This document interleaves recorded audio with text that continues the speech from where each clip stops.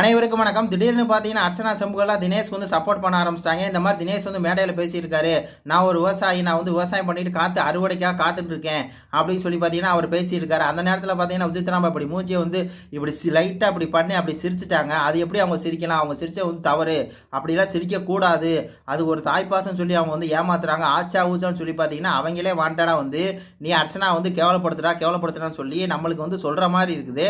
அப்போ நம்ம சும்மா விடுவோமா? பண்ணிட வேண்டியதானே? அது தினேஷே பண்ணியிருக்காரு. அர்ச்சனா வந்து எவ்வளவு தூரம் கேவலப்படுத்த முடியுமோ அவ்வளவு தூரம் கேவலப்படுத்தியிருக்காரு. அதுல ஒரு சின்ன பிட்டு, ஒரு சின்ன குறும்படம் மட்டும் இதுல பாத்திரலாமா மக்களே? பாத்திரலாம். அதாவது தினேஷ் மாயாவுக்கு பேசிக்கிட்டு இருக்காங்க. அப்போ வந்து தினேஷ் சொல்றாரு, இந்த மாதிரி அர்ச்சனாவுக்கு வந்து பார்த்தீங்கன்னா தலக்கணை ஓவர் ஆயிடுச்சு, மண்டகனை வந்து ஓவர் ஆயிடுச்சு, 4 பேர் கைத்தட்டல் வாங்குறதுனால வந்து பார்த்தீங்கன்னா தலக்கணை ஓவராகி ரொம்ப ஓவரா பேசுது, ஓவரா வந்து ஆடுது. அது என்ன ஆர் யூ ஸ்கேடுங்கிறது?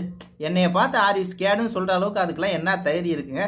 அது ஒரு ஆடு, அது ஒரு மூஞ்சி, அதெல்லாம் பார்த்து நான் பயப்பட போறேன்னா மாயா? நான் பயப்பட போறேன்னா அப்படின்னு சொல்லி பார்த்தீங்கன்னா மாயாட கேட்குறாரு. அதுக்கு வந்து மாயா என்ன சொல்றாங்க தெரியுமா? அப்படி கிடையாதுங்க, 4 பேர் சேர்த்து ஒருத்தனை எதிர்த்தா நம்ம யாரை எதிர்க்கிறோமோ அவங்க தாங்க ஹீரோ. அப்போ வந்து அர்ச்சனா தாங்க ஹீரோ அப்படிங்கிற மாதிரி சொன்னோன்னே இவர் சொல்றாரு, அது ஹீரோவும் கிடையாது, ஒன்றும் கிடையாது, அது வெத்து வேட்டு, சும்மா வந்துட்டு பேச தெரியாம பேசிக்கிட்டு அங்கே வந்துட்டு ஆர் யூ ஸ்கேட் அது இதுன்னு சொல்லுது, அதெல்லாம் அந்த அளவுக்கு வந்து ஒருத்தே இல்லை அப்படின்னு சொல்லி பார்த்தீங்கன்னா காரி காரி முஞ்சில துப்புறாரு.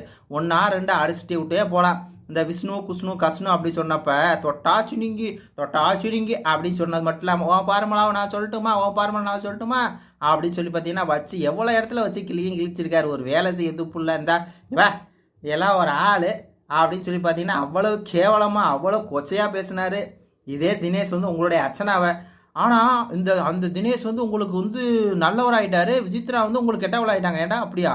என்னென்ன பாருங்க மக்களே, இவங்க எல்லாம் என்ன மாதிரி ஒரு மண்டலில் இருக்காங்கன்னு இல்லை, மண்டையில் இருக்காங்கன்னு இல்லை.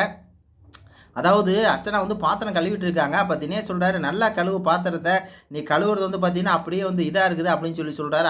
அதுக்கு வந்து இது சொல்லுது, அர்ச்சனா சொல்லுது, அதெல்லாம் நீங்கள் சொல்லாதீங்க ப்ரோ, நீங்கள் சொல்லிட்டே இருந்தீங்கன்னா நான் வந்து வச்சுட்டு போயிடுவேன். அப்படிங்கும்போது வச்சுட்டு போ, இந்த அன்னைக்கு நீ வந்து தினேஷ் இவன்ட்ட விஷ்ணுட்ட பேசினில அந்த மாதிரிலாம் ஏன்ட்ட வந்து பேசி விடா அப்படின்னு சொல்லி பார்த்தீங்கன்னா அவ்வளோ தூரம் ஆக்ரோஷமாக பேசினாரே உங்கள் அர்ச்சனாக்காவை. அப்போல்லாம் நீங்கள் ஏன்டா பொங்கலை தினேஷ்னா உங்களுக்கு வேற மாதிரி வருது, வாய் வருது, வரமாட்டே திட்ட வரமாட்டேங்குது. ஆனால் விசித்ரா அப்படின்னோடனே தாய் பாசங்கிறீங்க, தாய் கிளவிங்கிறீங்க.